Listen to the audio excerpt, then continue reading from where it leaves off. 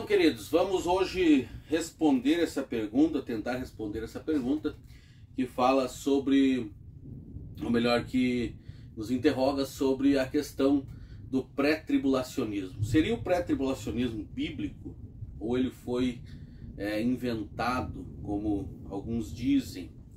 Se você estiver ouvindo algum barulho aí, são raios. Nós estamos passando por um momento de bastante chuva aqui e no momento está dando uma chuva bem forte, então qualquer barulho aí você não se preocupe, tá bom? Bom, vamos então apresentar alguns textos que defendem o pré-tribulacionismo. Antes de tudo, eu gostaria de dizer que tem crescido muito essa questão sobre pré-tribulacionismo e pós-tribulacionismo. Eu pertenço à Igreja Assembleia de Deus, que é uma igreja pré-tribulacionista na sua confissão, e eu sou pré-tribulacionista, melhor dizendo, porque venho estudando já há algum tempo a palavra de Deus e a escatologia, e então, por ter estudado, a gente entende que Jesus virá a qualquer momento. E se você for interpretar as 70 semanas de Daniel, se você for interpretar Mateus capítulo 24, analisando todo o contexto, você vai chegar possivelmente a essa interpretação. Porém, respeito a todos os pós-tribulacionistas, mesotribulacionistas, independente. E, inclusive, respeito e gosto de que nós tenhamos, não tem problema nós termos mais de uma opinião. A grande verdade, antes de eu começar a responder aqui, é que nós devemos esperar Jesus e saber que Ele vem, independente se vai ser antes, durante ou depois da grande tribulação.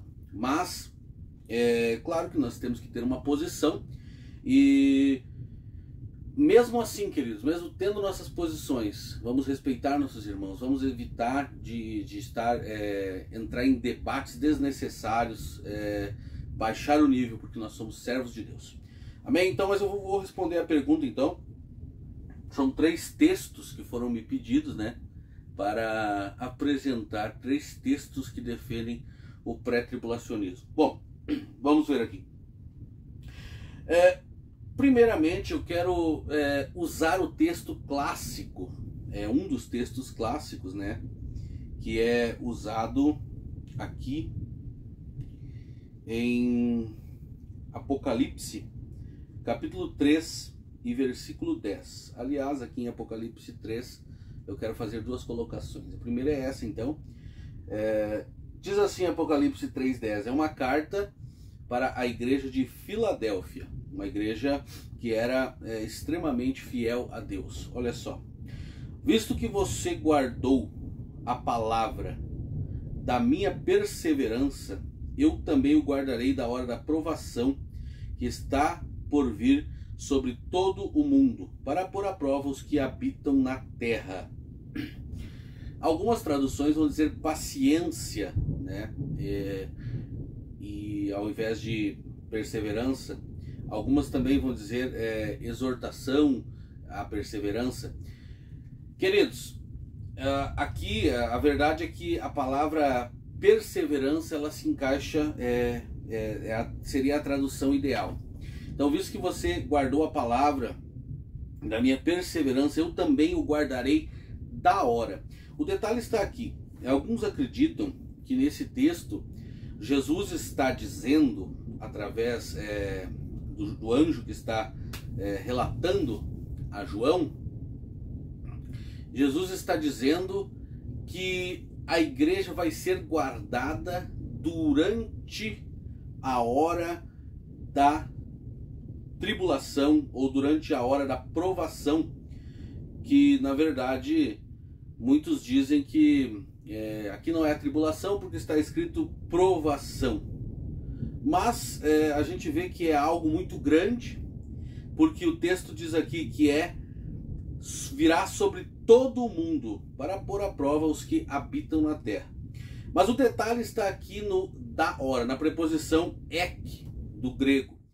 Antes de tudo, eu preciso dizer que eu não sou especialista em grego, mas a gente estuda o básico para poder entender a palavra de Deus.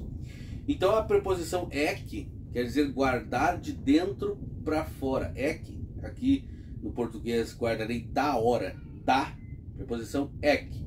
Guardar de dentro para fora. Ou seja, a promessa aqui é livrar a igreja fiel de passar por este momento de provação, que não vai ser local, não vai ser sobre uma igreja só, vai vir sobre todo o mundo, mas a igreja fiel não há de passar por esta hora, ou seja, durante a hora, durante o momento da provação, o Senhor estará guardando. É como se, poderíamos dizer que a pessoa está em um determinado local e veio um carro e simplesmente passou por aquele lugar onde a pessoa estava. Mas como a pessoa foi retirada dali, ela foi guardada da hora do acidente. Entende? Então esse é o primeiro texto, Apocalipse 3:10. A promessa que fala que a igreja será livre ou guardada desta hora. Ela não vai presenciar esta hora. Vale também ressaltar que no capítulo 3, como eu disse, nós temos um detalhe muito importante. Qual é esse detalhe?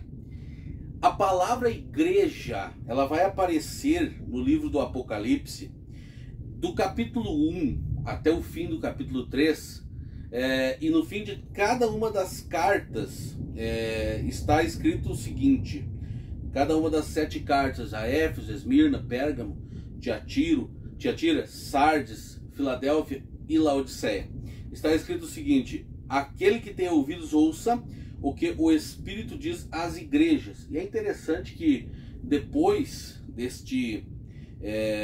do versículo 22, do capítulo 3, versículo 22, a palavra igreja não vai mais aparecer dentro do livro do Apocalipse. E quando nós olhamos para o capítulo 4, João vai introduzir o capítulo 4 dizendo assim: depois destas coisas, como se João estivesse falando que depois da era da igreja. Quando você vai em Apocalipse capítulo 1 e versículo 19, você vai ver que lá tem o esboço do livro. Era para João escrever as coisas que tens visto, aquelas que são e as que depois dessas hão de acontecer. As que ele tem visto, poderíamos relatar como o capítulo 1.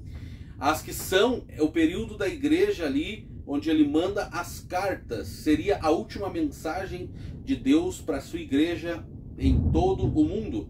E no capítulo 4 se introduz então uma interpretação de um novo tempo. João vai falar o seguinte: depois destas coisas. Você vai perceber isso mais vezes dentro do livro do Apocalipse. Depois dessas coisas sempre aparece quando se introduz um novo assunto.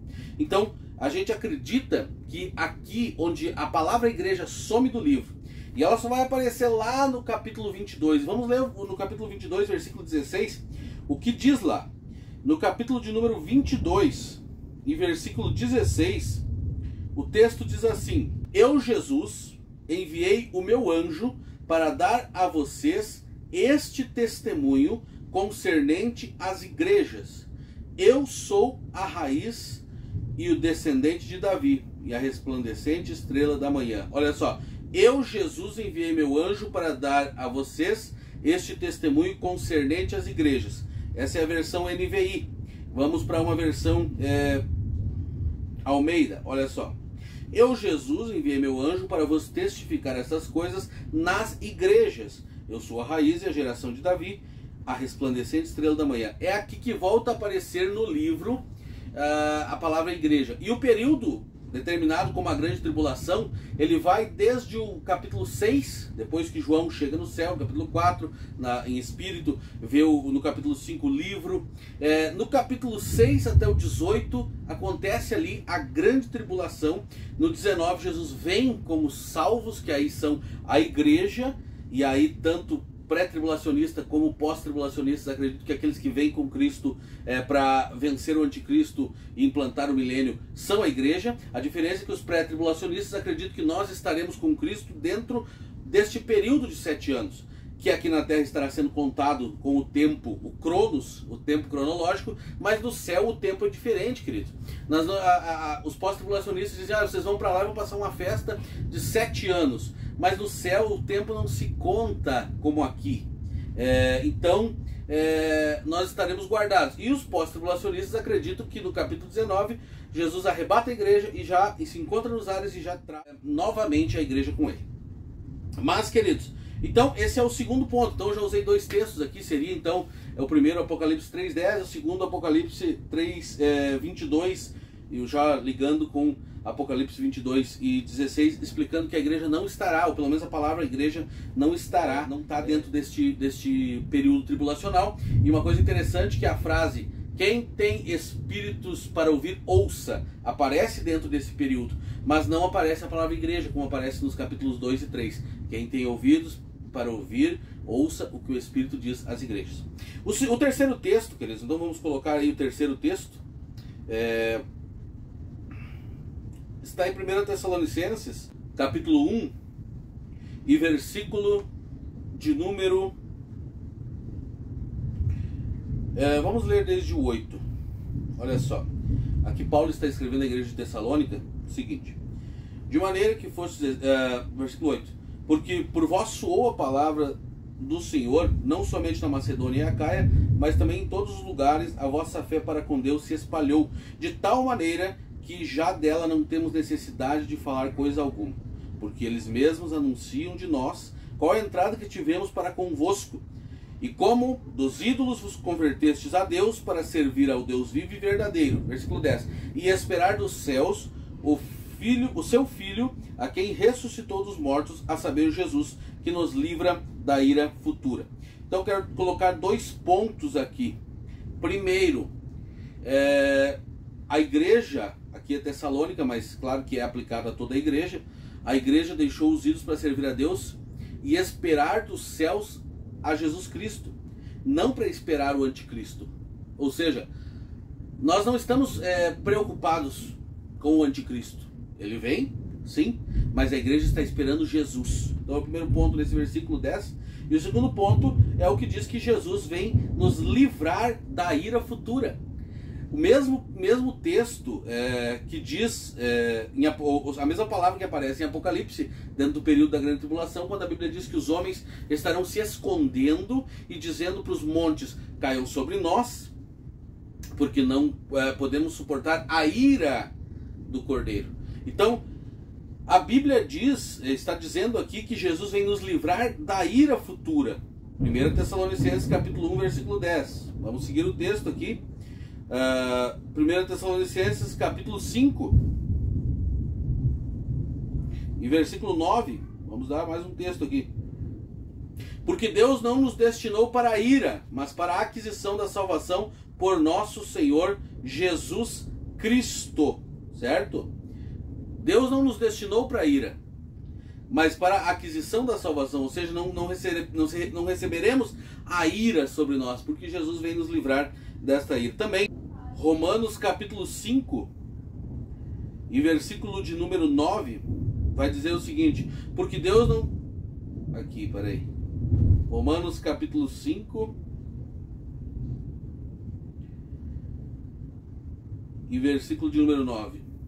Logo, muito mais agora, sendo justificado pelo seu sangue, seremos por ele salvos da ira. Ou seja, nós não somos destinados para ele. Então aqui nós acreditamos sim que esse texto está falando que Jesus vem nos livrar de um momento de ira que há de vir sobre o mundo.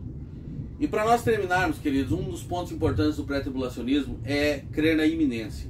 Jesus disse que do dia e hora ninguém sabe. Do dia e hora ninguém sabe. Mas devemos estar atentos a todo momento. Então essa é uma das questões fortes do pré-tribulacionismo, a iminência. O que é iminência? Estar preparado para algo que pode acontecer a qualquer momento. Isso é iminência. Então, queridos, estar preparados para a vinda de Jesus, estar preparados a qualquer momento, esse é um diferencial que parece favorecer a doutrina pré-tribulacionista. Eu vou falar mais sobre isso, vou fazer talvez um segundo vídeo respondendo esta questão. Deus abençoe em nome de Jesus, fique na paz e até a próxima.